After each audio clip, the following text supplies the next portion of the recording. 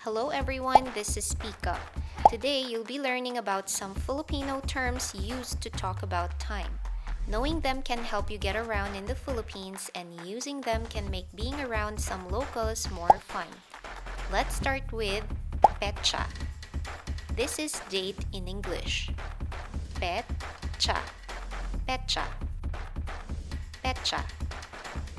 Petsa. Anong petsa na ba?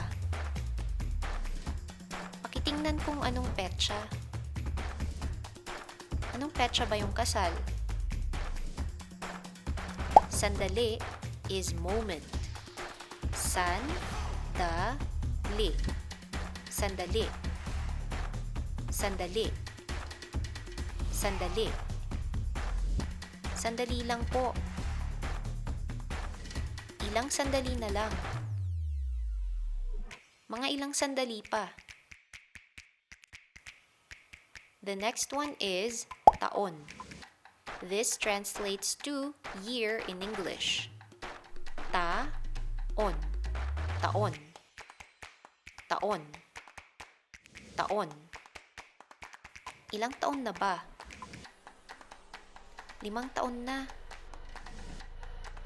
Anong taon na ba? Saka na. This could mean next time. Saka na. Saka na. Saka na. Saka na. Saka na tayo lumabas. Tara, nood tayo ng sine. Saka na. Saka ka na magpagupit. The last one is kanina pa.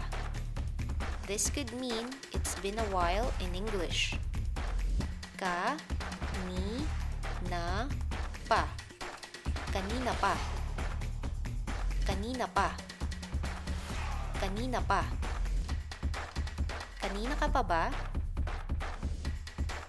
Kanina pa ako naghihintay. Kanina ka pa hinahanap. These are just some common Filipino terms you can use to talk about time. Now, let's practice them. This is date. Petsa. This is moment. Sandali. This is year.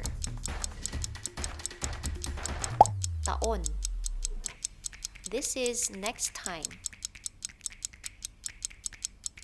Saka na. It's been a while. Kanina pa. I hope you find these words useful the next time you talk to a local about time.